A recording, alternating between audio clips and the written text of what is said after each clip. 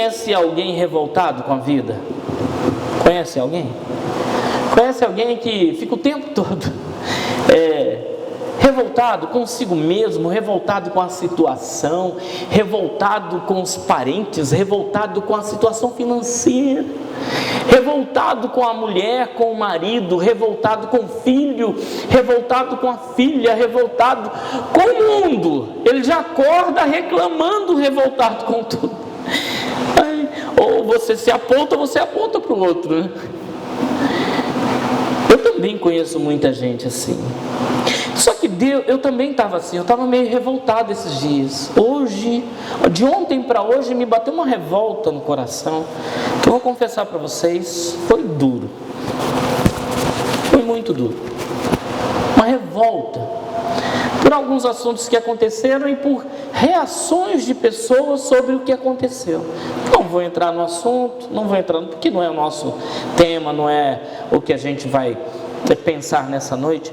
Mas eu fiquei revoltado com a facilidade que crente se alegra com o problema de outro crente. Essa foi a minha revolta. Fiquei revoltado como que pessoas parecem estar esperando só um deslize de alguém para comemorar, para colocar um post na internet, para contaminar outras pessoas com amargura. E eu fiquei revoltado com a facilidade que principalmente o povo de Deus tem de comprar a história dos revoltados, a história dos fofoqueiros, a história... Não estou aqui para defender absolutamente ninguém, mas também não estou aqui para julgar absolutamente ninguém. A minha revolta, e Deus conhece o meu coração, foi perceber o quanto nós somos prontos para nos alegrar com a tristeza dos outros. Quanto a gente preparada para divulgar a tragédia do outro com alegria. Estamos vivendo um tempo tão polarizado no Brasil, de uns torcem para A, outros torcem para B, que isso já contaminou todas as relações que a gente puder imaginar. Então a gente escolhe um lado sempre, a gente escolhe um partido sempre, a gente escolhe um candidato sempre, a gente escolhe de que lado ficar sempre. E não deveria ser assim no meio do povo de Deus. A gente devia escolher o lado da verdade, a gente devia escolher o lado da graça, a gente deveria escolher o lado do perdão, a gente deveria escolher o lado do consolo, o lado do conforto, o lado do ânimo, o lado do levanta que eu estou contigo. A gente deveria escolher o lado do caminho e não o lado do final, do juízo, da condenação, do julgamento. Então eu fiquei revoltado, e quando eu fiquei revoltado, aí Deus falou comigo: sua revolta é certa, meu filho? Você está revoltado com a coisa certa? Aí eu comecei a pensar: Jesus, pode ser que não. Então você me ajuda, pelo amor de Deus, eu quero entender o que o Senhor está querendo dizer comigo, o que o Senhor está querendo com a minha revolta. E ele falou comigo no texto de Romanos capítulo 12, versos 1 e 2, olha, existe uma revolta mais produtiva do que a indignação com gente que faz coisa errada. Está entendendo? Foi o que Deus falou comigo. Existe uma revolta mais criativa do que você ficar chateado com gente que faz o errado, que torce pelo mal. Existe uma revolta que você devia se envolver com ela todos os dias, de manhã, de tarde, de noite. Aliás, você deveria, isso foi Deus falando comigo, e porque Deus falou comigo, eu quero compartilhar com você. Essa revolta você deveria já acordar com ela, acordar revoltado dessa forma. Eu pensei assim: meu Deus, que revolta é essa? Então está aqui no texto, e eu quero que você leia comigo. Dá para ler? Ou está muito escuro? Quer passar para cá? Para você ler? Da próxima vez eu coloco uma letra branca, né? Para facilitar a leitura. Mas está escrito assim, acompanha: rogo-vos, pois, irmãos, pelas misericórdias de Deus, que apresenteis os vossos corpos como sacrifício vivo, santo e agradável a Deus, que é o vosso culto racional. E não sede conformados com este mundo, mas transformai-vos pela renovação da vossa mente, para que experimenteis qual seja a boa, a perfeita e a agradável, a boa, a agradável e a perfeita vontade de Deus. Romanos capítulo 12, versículos 1 e 2.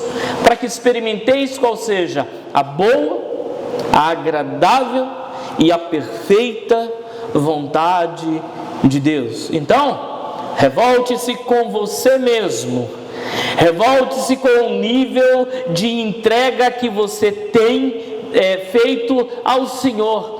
Revolte-se com o nível espiritual no qual você está. Revolte-se com a qualidade da sua vida de entrega a Deus e de entrega aos outros. Foi exatamente isso que Deus falou comigo. Você tem que revoltar com a coisa certa. Você tem que revoltar da forma certa. Você tem que revoltar com a pessoa certa. E a pessoa certa não é o outro, meu servo, diz o Senhor. Sabe? A pessoa certa não é o outro que erra. Com ele a gente tem que ter compaixão, com o outro a gente tem que ter paciência, com o outro a gente tem que entregar perdão, mas com a gente mesmo, a gente tem que ser revoltado. Porque me responde aqui uma coisa: adianta você acordar revoltado com o mundo vai mudar se você ficar revoltado? Não. Você vai ganhar um pouco mais de cabelo branco, um pouco mais de banha, você vai ganhar um pouco mais de pressão alta, você vai ganhar um pouco mais de taquicardia, você vai ganhar um pouco mais de ranzinzice. Não sei se existe essa palavra, existe ranzinzice? O sujeito fica ranzinza o tempo todo. Por quê? Porque ele é revoltado com Bolsonaro, ele é revoltado com Lula, ele é revoltado. Tem um cara contra quem você tem que se revoltar mais do que contra estes, e ele se chama você mesmo. Porque se você não muda ninguém. Se as coisas não são transformadas dentro de você, você não transforma nada ao seu redor. Não adianta você ir lá para o Congresso Nacional e começar a falar político corrupto, político covarde, político ladrão, se dentro de você há um covarde, há um ladrão e há um corrupto, que ninguém vê, mas que você sabe que é. Então, revolte-se com você. Por quê? E Deus estava falando comigo: se você se revolta com você, você muda. E as coisas mudam ao seu redor. Você vai influenciar pessoas e você vai ajudar pessoas de uma maneira muito mais criativa, construtiva e agradável. Por quê? A coisa começou em você. Você não é um gritador da moral e dos bons costumes. Você é um padrão. Você se torna exemplo. Ouviu um amém? Deu para entender? Sim ou não? Aí, para frente, eu comecei a falar: mas como que é isso, Jesus? Aí ele falou assim: eu vou te dar alguns sintomas de como é que o sujeito se percebe como na necessidade de romper consigo mesmo, na necessidade de ficar revoltado com a sua própria vida. Quando é que é necessário que a gente rompa com as cadeias dos nossos próprios pensamentos e conceitos e sentimentos? Quais são os sintomas? Porque toda enfermidade tem sintoma, né, pessoal? A maioria tem sintoma. Tem algumas enfermidades que são assintomáticas. Essa palavra você já ouviu falar muito, né? O sujeito tem a doença, mas não tem o sintoma. Mas a grande maioria das enfermidades tem sintomas. E quais são os sintomas de que eu preciso me revoltar? eu preciso ficar revoltado comigo. Vamos lá, primeiro, dá para repetir comigo? Frieza espiritual.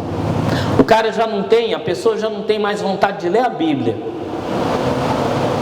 Ele fala assim, eu estou sem força para ler a Bíblia. Mas não é sem força, força ele tem. Sabe, tanto ele tem que ele lê textão na internet, do Facebook. Ele lê outras coisas, sabe? Ele consegue passar muito tempo conversando com um monte de gente, mas parar para conversar com Deus ele não consegue mais.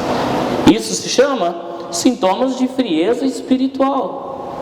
Ele não consegue mais estar na casa da adoração. Não é por causa da pandemia, não é por causa do distanciamento social, porque ele está aglomerando nos ônibus, ele está aglomerando no trabalho, ele está aglomerando na rua, ele aglomera no comércio, ele aglomera em qualquer lugar, mas na casa de Deus ele não tem mais vontade.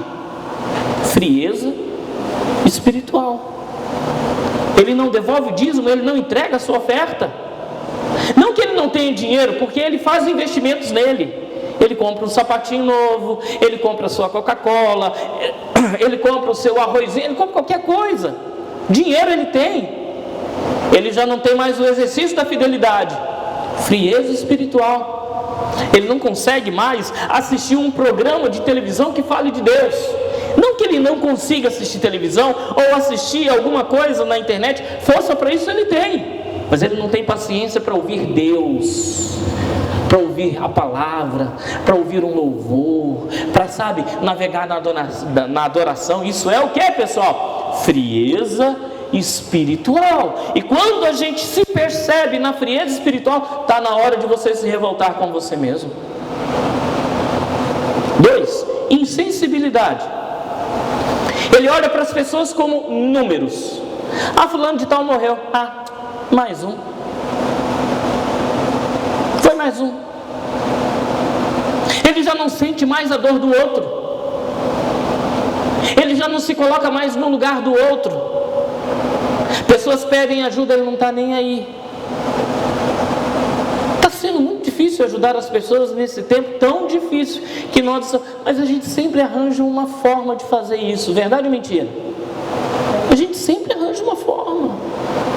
Mas quando a gente pensa, deixa morrer para lá, deixa se lascar para lá, é que a gente está insensível. Atiraram no helicóptero, tomara que caia para eu ver o barulho. Entraram na favela e mataram não sei quanto, bandido bom é bandido morto. Procura na palavra se é assim que Deus pensa. Deus não tem prazer na morte do ímpio. Como que bandido bom é bandido morto? Pensou? Então a gente compra algumas ideias e repete como se fosse de Deus, e não é de Deus. Insensibilidade, sabe? Perda de temor. A gente fala das coisas de Deus sem nenhum temor. A gente usa as coisas de Deus sem nenhum temor. A gente ora sem nenhum temor. A gente já não tem mais a sensação de que Deus está presente e é necessário que a gente tenha uma certa reverência na presença dEle. A gente consegue pecar pensando em Deus. A gente consegue fazer as coisas erradas sabendo que Deus está presente e não está nem aí para isso. Falta de temor. A gente consegue mentir com a Bíblia na mão dentro da igreja, como se Bíblia na mão e dentro da igreja fosse diferente de estar lá fora com a mão vazia ou com o revólver na mão. Na verdade, a gente usa a mentira, que é a filha do diabo, em qualquer circunstância, sem nenhum temor. Está na hora de se revoltar consigo mesmo. Descarga de crítica. Quando você, ao invés de ser alguém que vai abençoar as pessoas com uma palavra de ânimo, você é uma metralhadora de crítica. Nada presta para você, nada serve para você, tudo está errado para você. Você tem a melhor ideia de todas, com tudo. Não que a gente gente não possa ser crítico e ajudar as pessoas sinceramente. Não é disso que eu estou falando. Mas eu estou falando de uma posição de amargura que faz com que tudo para você, de todos, não preste. Então, quando a gente se envolve nessa bateria, nessa descarga de críticas em relação aos outros, está na hora da gente se revoltar com a gente mesmo. Medo da vida. O sujeito já se enclausurou, o sujeito já se fechou. Ele tem tanto medo de viver quanto medo de morrer. Está na hora de você se revoltar com você mesmo, que esse medo não é de Deus. Não é de Deus. A morte é mais certa do que qualquer coisa na nossa história, sabe? Todos pecaram e carecem da glória de Deus. Então a morte passou a todos.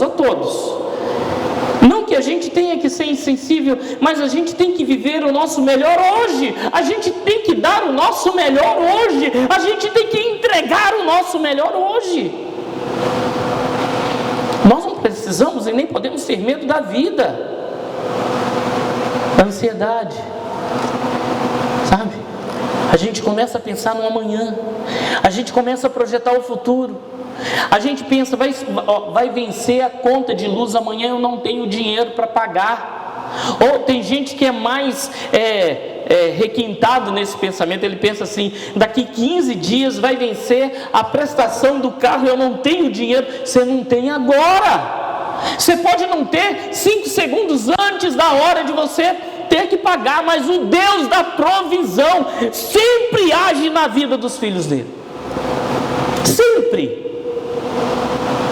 Então, quando a gente se envolve na ansiedade, que é o excesso de futuro dentro do nosso hoje, está na hora da gente se revoltar com a gente mesmo. É a depressão,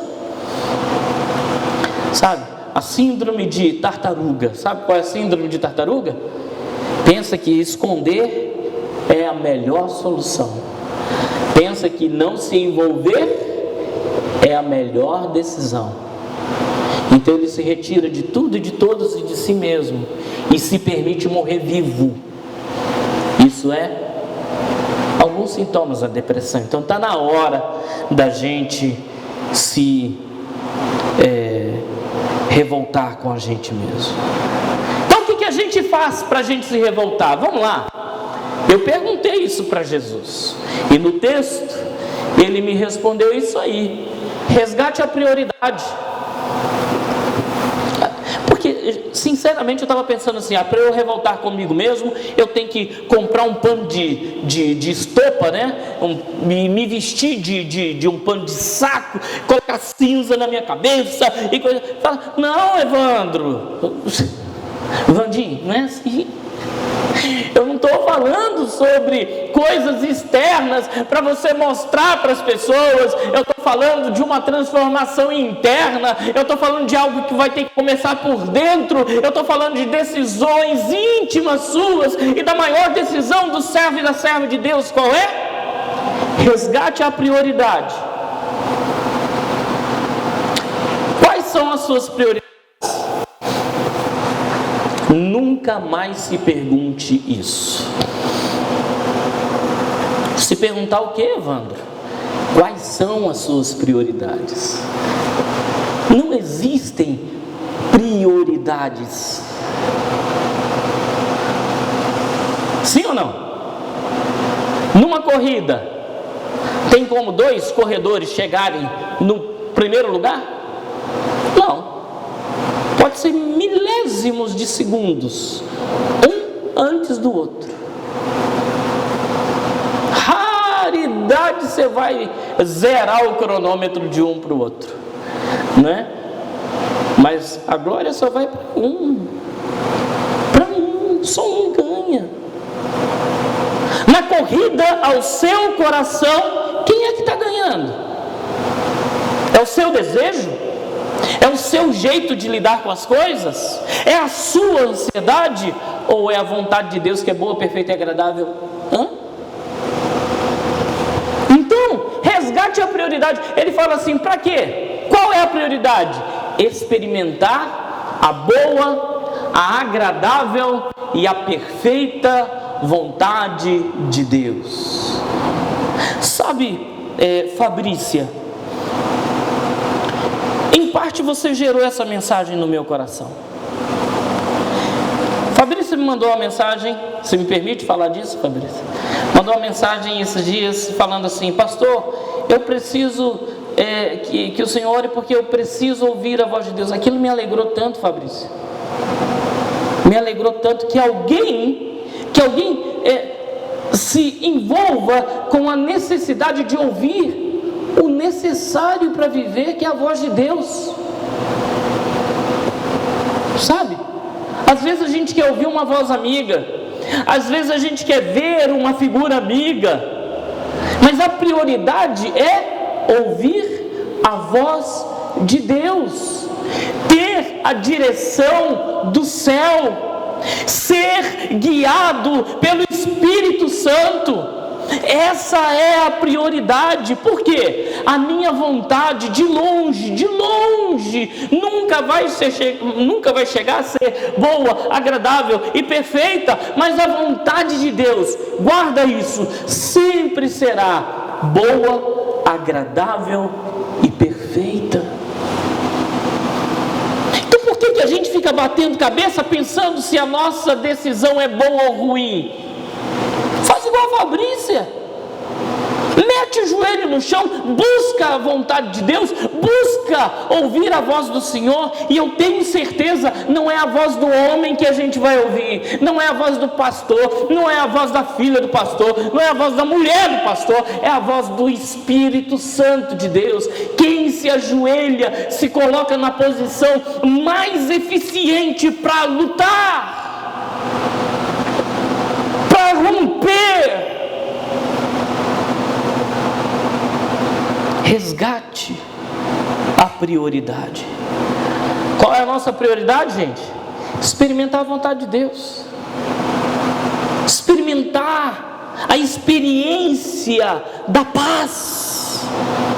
Porque quando estamos no centro da vontade de Deus, a paz nos guarda, a alegria nos inunda.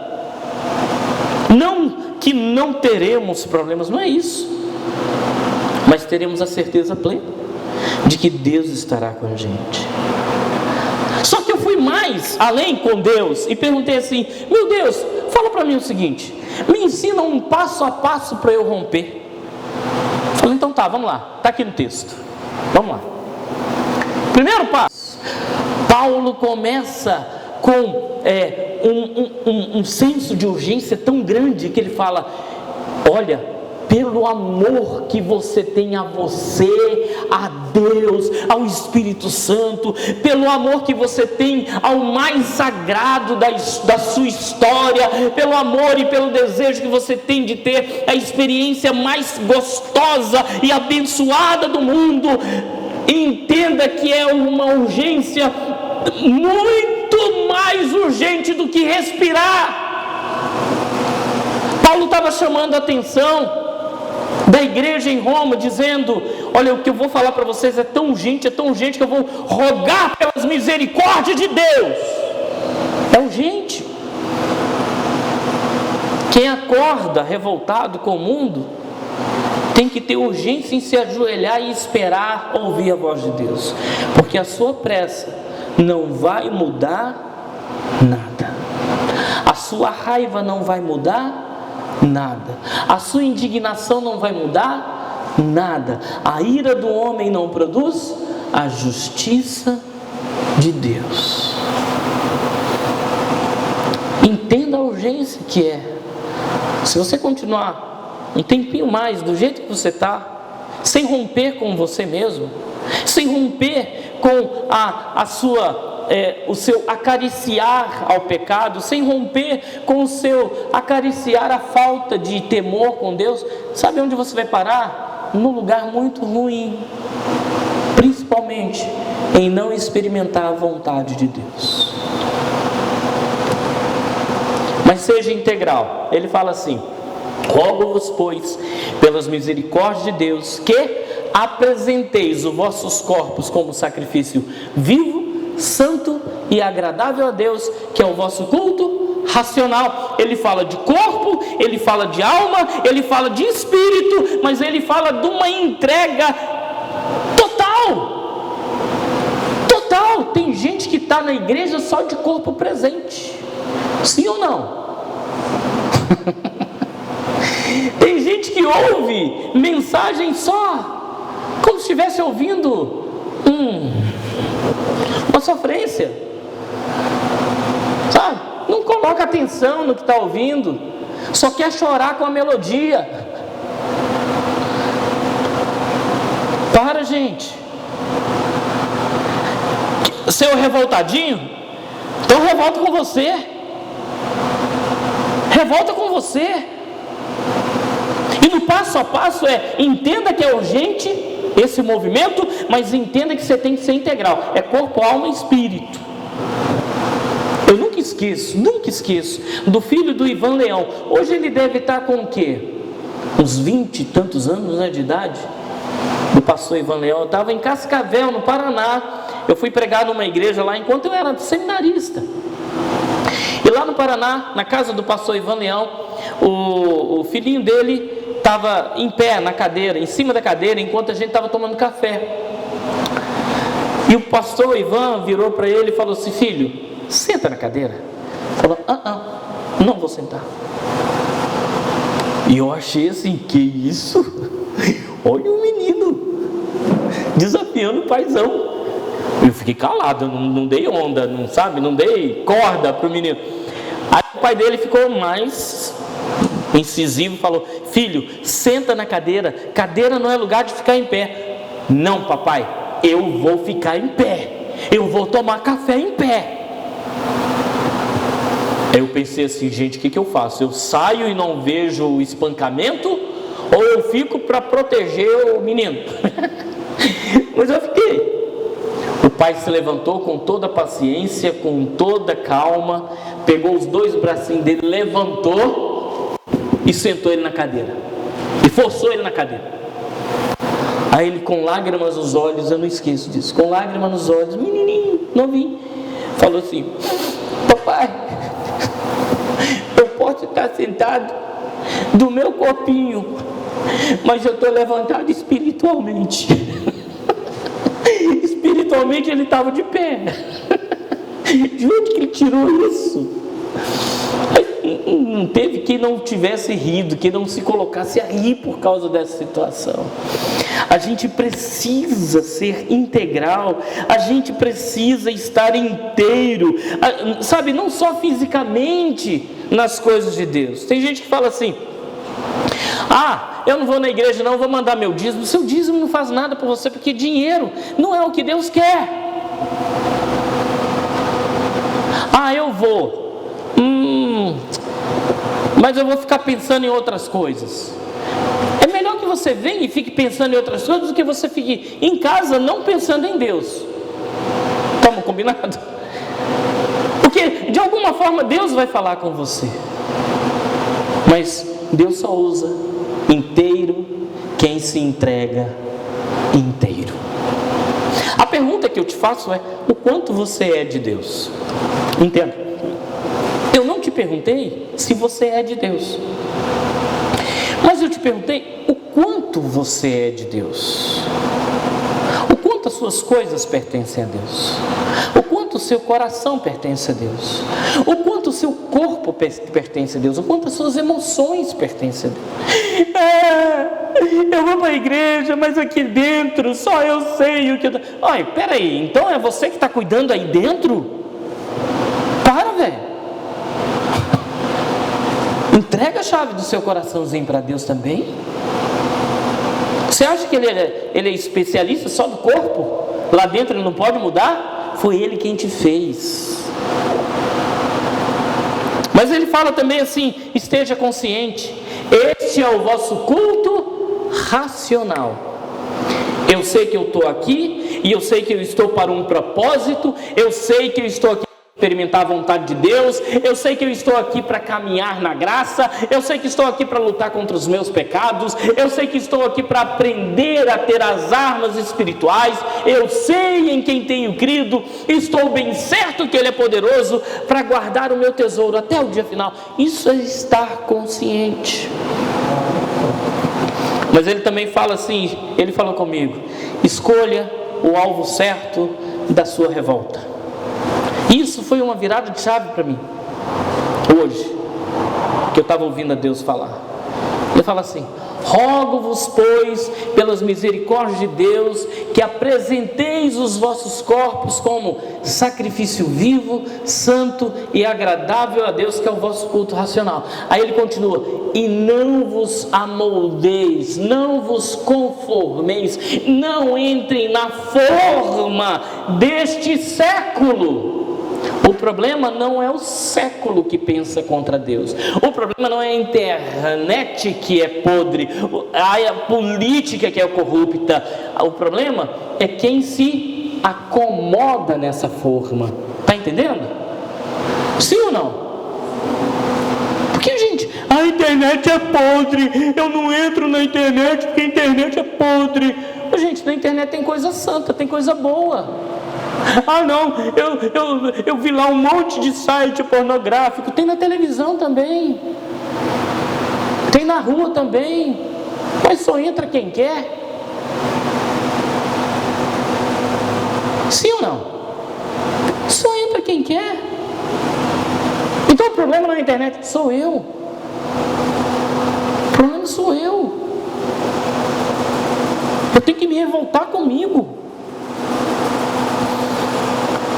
Sabe? Sou eu. Eu é que tenho que mudar. Eu é que tenho que fazer escolhas novas, certas, boas, agradáveis, para encaixar na experiência da vontade de Deus, que é boa, perfeita e agradável. Mas Ele falou comigo também: depois disso, não negocie a sua decisão, porque muita coisa vai tentar tirar você de cabeça depois que você tomar a decisão de se revoltar com você mesmo. Você vai ver muita gente que não muda, você vai ver muita situação que não muda, você vai ver muita história na sua vida que não muda, você vai ver um monte de coisa que vai continuar a mesma coisa e você vai ser tentado a voltar atrás. Não negocie. Sabe por quê? Ele fala assim: entrega o seu corpo como sacrifício vivo.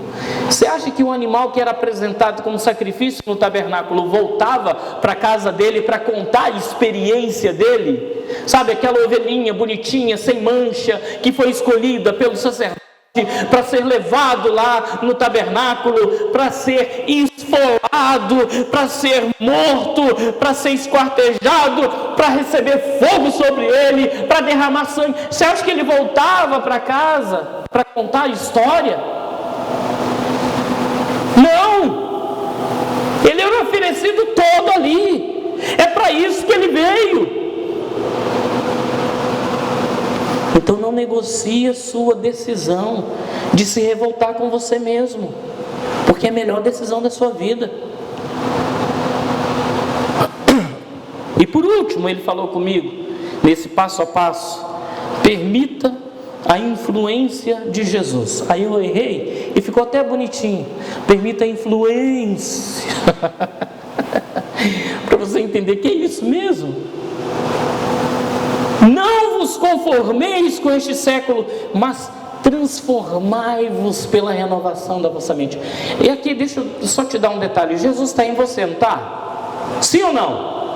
Jesus habita em você, sim ou não? Aí eu quero ouvir. Ainda sem máscara você pode balançar a cabeça e falar sim. Tá? Jesus está em você, não está? O Espírito Santo está em você, sim ou não? Sim. Por que você não deixa ele influenciar suas decisões? Ah, pastor, de vez em quando eu fico até com medo dele influenciar a minha decisão, porque eu vou ter que parar de... Eu vou ter que parar, né? Eu vou ter... Esse está te ajudando?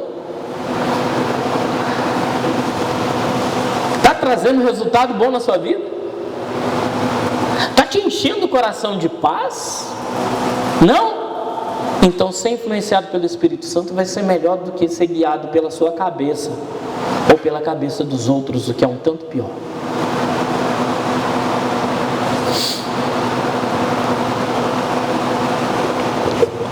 Só que para isso, eu não coloquei aqui, mas eu ouvi essa semana algo e eu quero compartilhar com você. Essa semana eu ouvi o seguinte: quando nós nos dispomos, quando a gente decide lá dentro da alma algo, e a gente dentro de si mesmo se compromete e fala e verbaliza isso, tudo em nós se prepara para cumprir este propósito. Tudo em nós.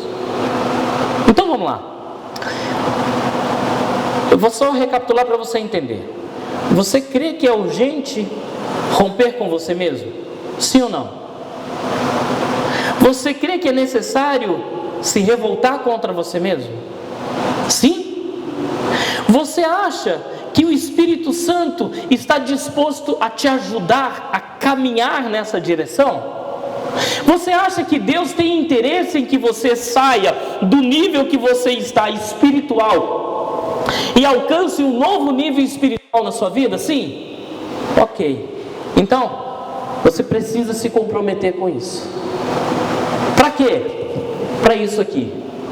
Uma luta e uma vitória todos os dias. Todos os dias. Ronildo tem esse físico assim, mas não é só de comer pão todo dia de manhã, não. 3 pães, né, de manhã. Não. O Ronildo treina. Treinou. Você também? 4 pães, né? Eu queria ajudar um pouquinho, sabe? São 8 ovos de manhã, 4 pães. Não é só pelo que come, é pelo treino. E ele já treinou mais, não é, Ronildo? Quando você para, Ronildo, de treinar, o que acontece? Engorda. Engorda. A gordura toma lugar do músculo. Ó, gente, o que é melhor para nós, gordura ou músculo? Por que a gente fica mais gordo do que musculoso? Porque a gente toma as decisões erradas na vida. Porque a gente se esquece de se comprometer com a nossa vitória. Porque a gente se compromete com o nosso fracasso. Ah, é assim mesmo. Quando a gente fala assim, é assim mesmo, a gente se permite engordar, a gente se permite adoecer, a gente se permite entristecer. Presta atenção, quando você fala assim, ah, isso aí é assim mesmo. Quando você solta e você verbaliza isso, você engorda, você dorme mais, você se descuida. Verdade ou mentira? Então peraí, está na hora da gente entender que todo dia tem uma vitória para mim. Mas todo dia eu preciso lutar. Todo dia eu preciso me revoltar comigo mesmo. Todo dia eu preciso fazer esse evangelo, se render à vontade de Deus, que é boa, perfeita e agradável. Por que a gente não se convence que a vontade de Deus é boa, perfeita e agradável? Porque a gente se convence que a nossa vontade é melhor. Aí fica gordo. Aí não alcança os resultados que a gente quer alcançar. Aí não alcança a vitória que a gente quer alcançar. Por quê? Porque a gente aposta na gente mesmo. A gente aposta no nosso jeito de ser. E não na vontade de Deus, que é boa, perfeita e agradável.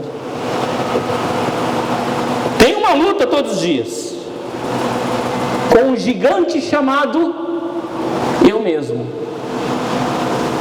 Mas deixa eu te falar uma coisa. Olha que eu chamo de paradoxo da vida. Paradoxo é uma contradição na nossa história. A gente perde para o nosso eu. Me acompanha nisso? Sim ou não? A gente perde para a nossa vontade, a gente perde para os nossos sentimentos e ressentimentos, a gente perde então para a nossa carne. Sim ou não?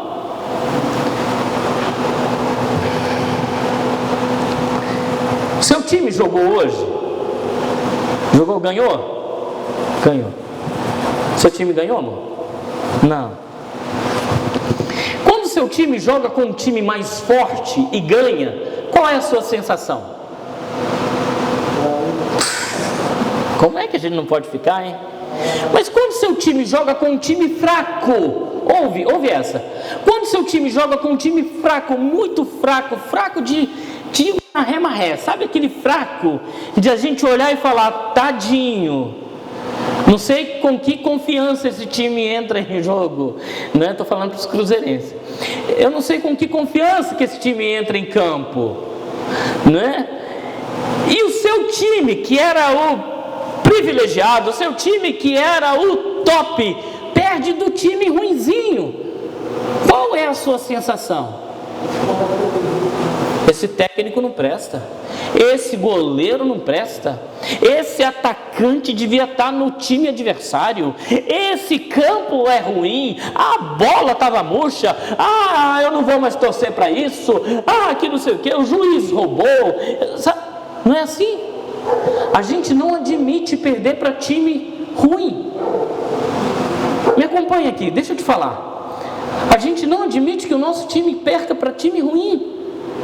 Verdade ou mentira? Hein? A Bíblia fala o que sobre a carne, pessoal?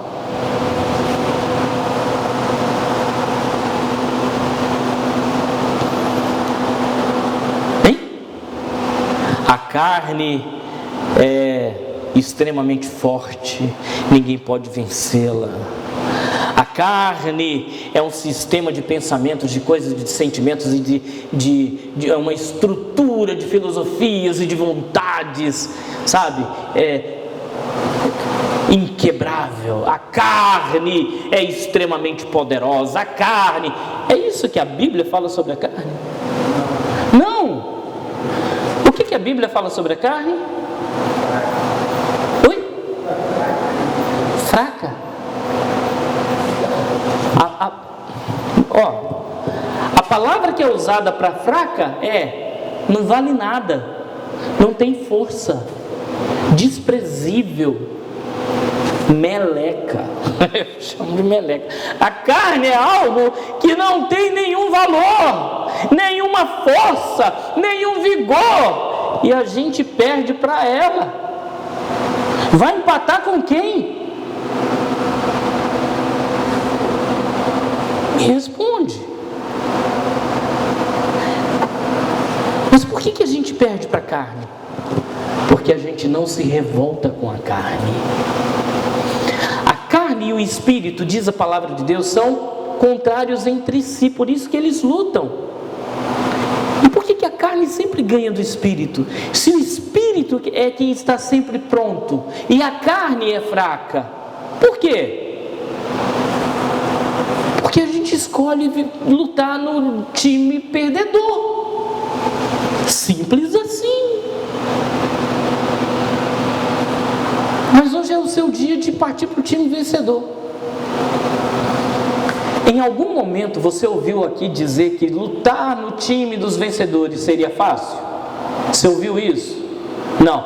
Em algum momento você ouviu dizer que lutar no time vencedor não vai ser necessário disciplina? Você ouviu isso? Não. Você ouviu aqui ou em algum momento que lutar no time de vencedor você não vai ter problema, você não vai ter dificuldade? Lutar no time do vencedor é para valente. É para valente. E esses dias também eu ouvi algo sobre o valente que foi maravilhoso. O valente, você nunca vai ver o valente com as roupas limpas. Nunca. Você nunca vai ver o valente com a palma das mãos limpas, lisas. Pode ser que o sorriso dele seja um sorriso sem dente, mas tudo por causa da luta, tudo pensando na vitória.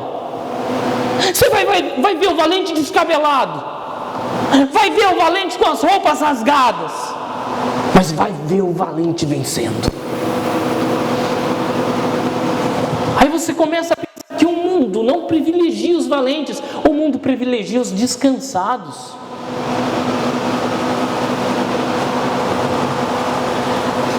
No mundo tereis aflição.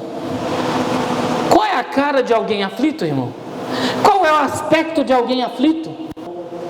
Porque eu estou com vocês todos os dias, até que isso tudo termine. Então isso tudo vai terminar, mas até que termine Ele vai estar do nosso lado, para honra e glória do nome de Jesus. Ouviu um amém? Ouviu um glória a Deus? Você entendeu que Deus falou com você? Você entendeu que Deus está te chamando para se revoltar com você?